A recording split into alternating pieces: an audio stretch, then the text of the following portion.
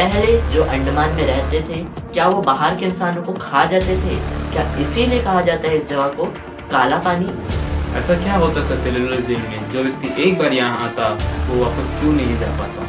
जब जापान ने अंडमान पर कब्जा किया तो क्यों आए थे नेताजी सुभाष चंद्र बोस? ऐसा क्या हुआ था बडिन में जो हमारे 5000 आदिवासी मारे गए?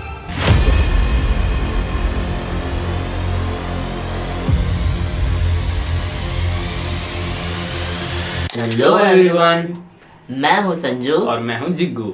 आज हम बनाने वाले अपना फर्स्ट ब्लॉग।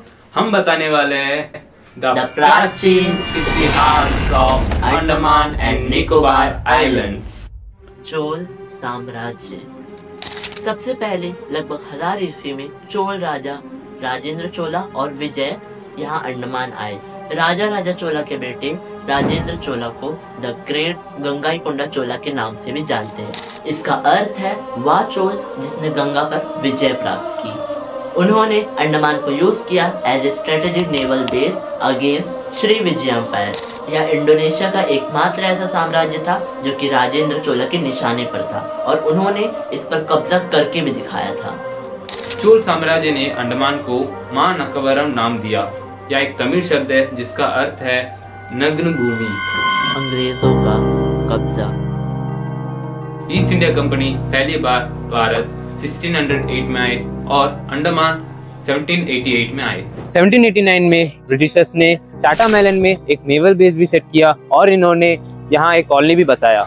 1783 to 1786 में इंडियन सर्वे डिपार्टमेंट और लॉर्ड कॉर्नवालिस ने नई बस्तियां बसाने के लिए इन द्वीपों पर आर्चिबाल्ड ब्लेयर और कार्ल ब्रुक्स को 9 दिसंबर 1788 में भेजा। मुख्य भूमि यानी मेन लैंड में उस वक्त ब्रिटिश पूरी तरह राज कर रही थी। अगर कोई व्यक्ति या कोई नेता उनके खिलाफ रूल ब्रेक करता है तो उन्हें यहाँ के सेलुलर जेल में डाल दिया जाता था। सेलुलर जेल ब्रिटिशों द्वारा कैदियों से बनवाई गई एक प्रसिद्ध जेल है या भारत का एकमात्र ऐसा जेल है जहां जहाज से जाना पड़ता था क्योंकि उस वक्त एरोप्लेन यानी कि हवाई जहाज की सुविधा नहीं थी। ब्रिटिशर्स ने प्लान किया कि वह अंडमान में एक जेल बनाएंगे क्योंकि यह आइलैंड चारों तरफ से पानी से घिरा हुआ था। जो व्यक्ति एक बार यहाँ आएगा वो वापस नहीं जा पाएगा।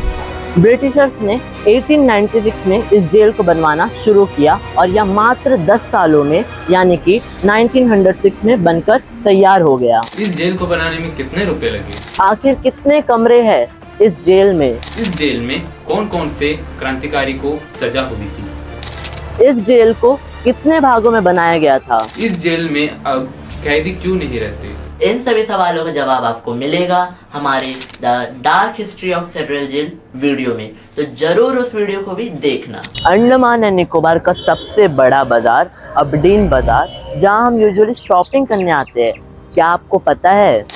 14 मई 1859 में हुई थी अबडीन की लड़ाई, जहां एक तरफ आदिवासी तो दूसरी तरफ ब्रिटिश थे।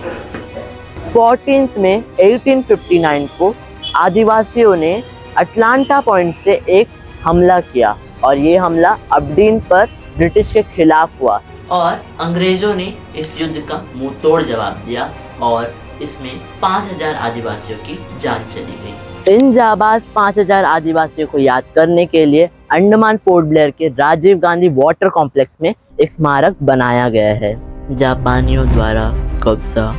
सेकेंड वर्ल्ड वॉर के समय 1942 का वह साल जब जापानियों ने अंडमान पर कब्जा हुआ। 23 मार्च 1942 को जापान ने ओशन बैटल यानी समुद्री युद्ध के लिए अंडमान पर कब्जा किया। जापानी मिनिस्टर टोजो ने नेताजी सुभाष चंद्र बोस जी से यह वादा किया कि वह अंडमान को उन्हें वापस कर देंगे। वह इन द्वीपों का इस्तेमाल सिर्फ इस युद्ध के लिए कर रहे थे। 6 नवंबर 1943 को जापान ने सुभाष चंद्र बोस जी को अंडमान को गिफ्ट के तौर पर दिया और जापानियों ने अपना वादा भी निभाया। 29 दिसंबर 1943 को सुभाष चंद्र बोस जी अंडमान आए।